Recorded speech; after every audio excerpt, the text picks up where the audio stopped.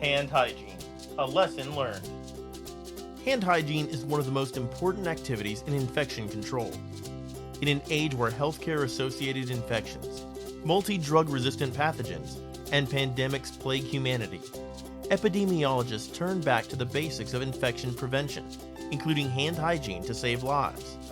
In this video, I'll be covering the history of hand hygiene, the importance, how to properly wash your hands, and the results of inadequate hand washing. History of hand hygiene. In 1840, Ignaz Semmelweis pioneered hand washing as a means of preventing the spread of septic infections in mothers following birth. He made an observation that maternal mortality rates were lower for women delivered by midwives than physicians and doctors. Later, Semmelweis noticed that these same doctors and physicians would perform autopsies and, without washing their hands, would go on to deliver babies, leading to deadly infections in the mothers. After implementing hand hygiene practices for healthcare workers, maternal mortality decreased significantly. Importance. As we've covered in class, many pathogens can enter your body through your eyes, nose, and mouth. A study by the Journal of Occupational and Environmental Hygiene found that on average, people touch their faces 15.7 times per hour. This is plenty of opportunity for one to contract a potentially harmful illness from dirty hands. By learning the impact of adequate hand hygiene, you can protect yourself and avoid transmission of these illnesses to others.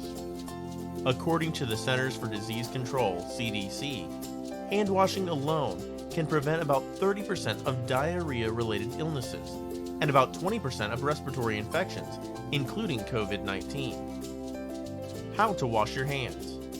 According to the CDC and the ECDC, there's a proper way to wash your hands as follows. Wet your hands with clean running water. Apply plenty of soap.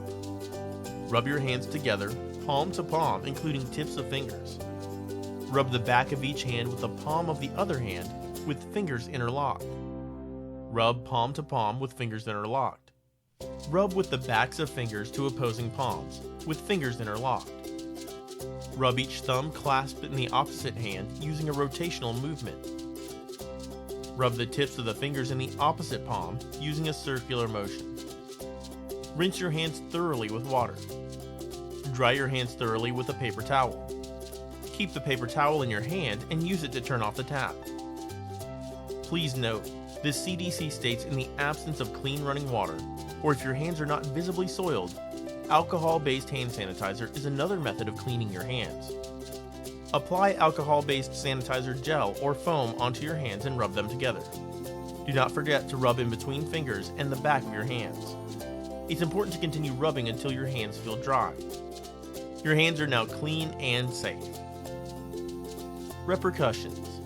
If you do choose not to engage in good hand hygiene, there are a multitude of adverse health outcomes for you and those around you. You could pass these microbes from your hands to others directly through a handshake or indirectly through a fomite, which is an inanimate object that can serve as a place for disease transmission. You could miss a lot of work and therefore a lot of money. The flu costs Americans about 17 million missed workdays and causes them spending about $4.6 billion each year to fight the flu, according to WebMD. You could also catch trachoma, which is the leading cause of blindness worldwide. Summary. In conclusion, thanks to Ignaz Semmelweis, proper hand hygiene has saved millions of lives since the 1800s. As a result of this vital implementation, epidemiologists around the world are able to prevent at least one method of disease transmission from host to host.